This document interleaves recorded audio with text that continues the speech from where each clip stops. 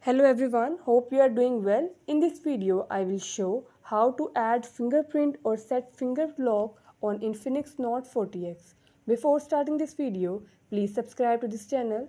Let's start our video without wasting any time.